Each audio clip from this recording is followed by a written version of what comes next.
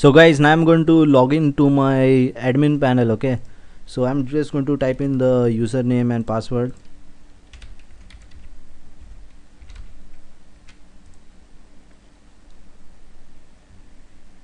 and I clicked on login.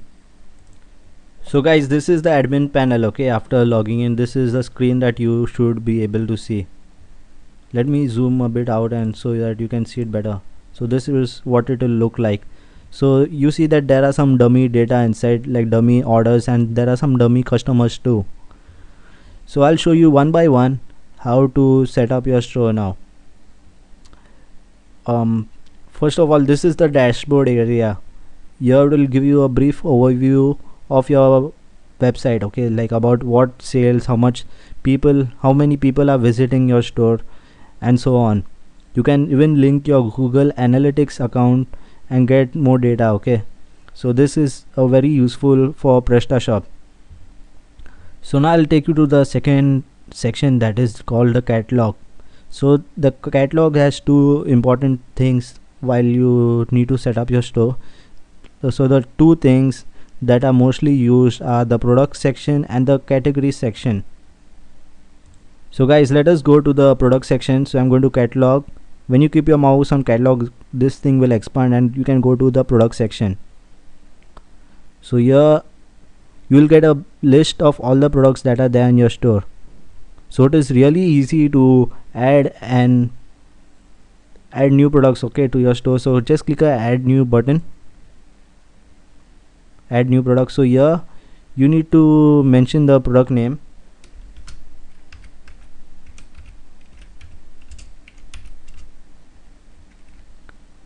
So here you can fill all the other details, whether it's a new product or used or refurbished product. You can also mention whether this product is a downloadable product. Okay, so some people want to create a digital downloads website. Okay, so this is how it's done. You need to select virtual product.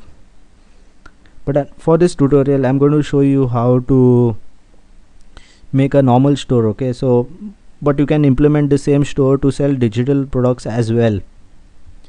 So let us go to the other section. You can fill in some short description and then click on save and stay. So now it might give me some errors because I have not mentioned all the fields, but now the product has successfully been created. We need to fill in all the fields that are marked with the star.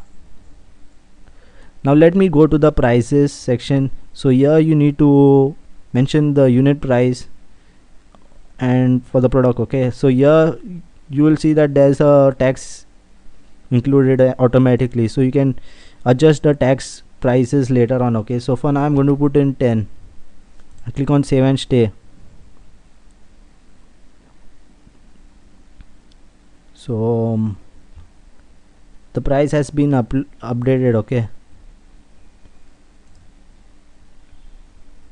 let me type in once again. I'm not sure whether it got saved, but let's see. So clicking on 10,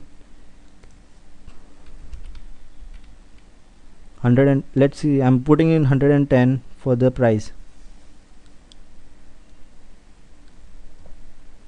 Okay, so we see that the prices are now being saved properly. So now let's go to the SEO tab and see what is there in the SEO tab. So here whatever name you will put in this friendly URL is the name that will be mentioned on the product URL. So this is the part that is being previewed for now. So for now the name is product name. In case you want to target some other keyword, you can type that other keyword over here. So it's so suppose if people are searching in for black tops on Google, so you can mention in black tops. Okay, so this is called as an SEO URL because this is more easy. It makes it more easier for Google to search this type of keywords. So this is all for the SEO tab. Then now is the association tabs. Okay, so this is basically what categories you want to link the product to. So suppose I want to link the product to a top section. Okay, so the product, let's say the product is a black top, so I'll link it to the top section. So I'll create a top section. So it seems that that top section is already created in PrestaShop. So I'm going to click this checkbox and it will be linked to the top section. So whatever are the featured products, you can link those products to the home category. So let's click on save and stay once again. So there are some other tabs like shipping. So these are the carriers that are available for your store. These are the default carriers that are created by default. Okay, so you don't need to change them. I'll show you how to adjust the settings in when I explain the next things. So now let's go to the combinations tab. So basically, if you have a product, let's say you have a mobile, so you can create two types of mobiles, okay, for that particular mobile. So let's say you have an iPhone, so you can sell an white iPhone, whereas you can also sell a rose gold iPhone. Okay, so basically you have to create two products, right? Instead of, you can create two products, or you can create combinations for this product. So here there is a combination generator, and that will help you to create the different types of product. Okay, so there is a color, you can change this values. I'll show you, it's then the next thing. Okay, so basically this is for that purpose, to change the attributes. So let's go back. Now I'm going to show you about quantity. So quantity is more for inventory management. The number of quantity that will be saved is the number of quantity of products that you have in your inventory. So please make sure that you are sensibly using this, because sometimes if you keep the value 1 or something, and then after some days if the products are sold, then it turns to out of stock. So the customers tend to get confused whether this product is out of stock or no. So please make sure you're putting in the correct value always. So now let's go to the next tab, that is images. So in the images tab, you can add several images for your website, I mean for your products on your website, for the products on your website. So let's click on add files and go to downloads. So you can add in multiple images for your product. So let me search for some images and show you. Okay, as of now I'm just putting some random images which are available in Windows. So here's the upload button, and it should be successfully uploaded. Okay, here you see the images have been uploaded. It's really easy to use. So now again I'm going to click on save and stay. So here you have an option, one more option, to set the cover image for the product. So in case I click on this will turn to be the cover image for the product. So let's click on save and stay.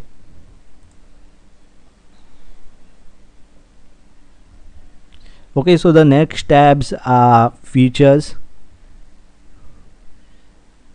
Features are the features for the product. Suppose if you have a t-shirt that you're selling, then you can define the height, width and depth, etc.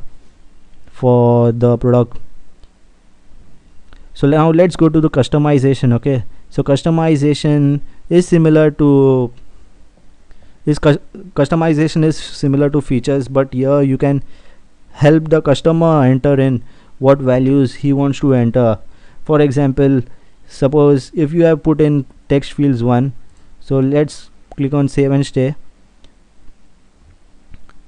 So we have to, suppose if I want the user to enter the height that he wants for the particular product, so by adding customization fields, you will give the an option to the customer for him to enter in new he will be enabled to enter in new values.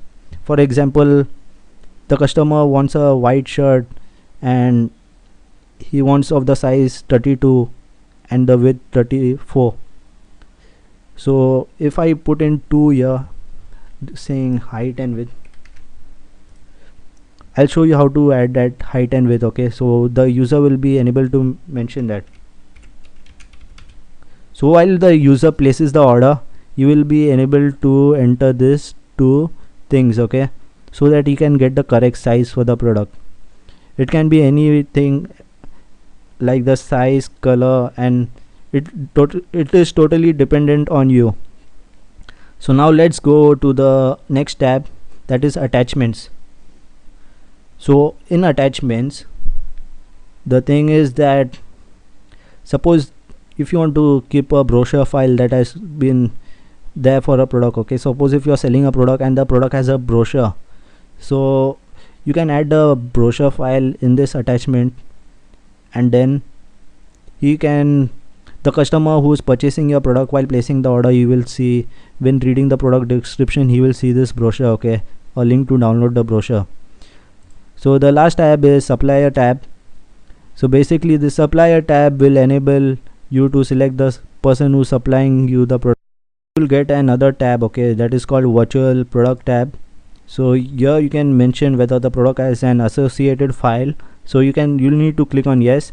And so if your product has an associated file, you can click on add file and select the downloadable file, okay, so it can be a video or whatever. So please select your files, and this is the best way to sell digital products, okay.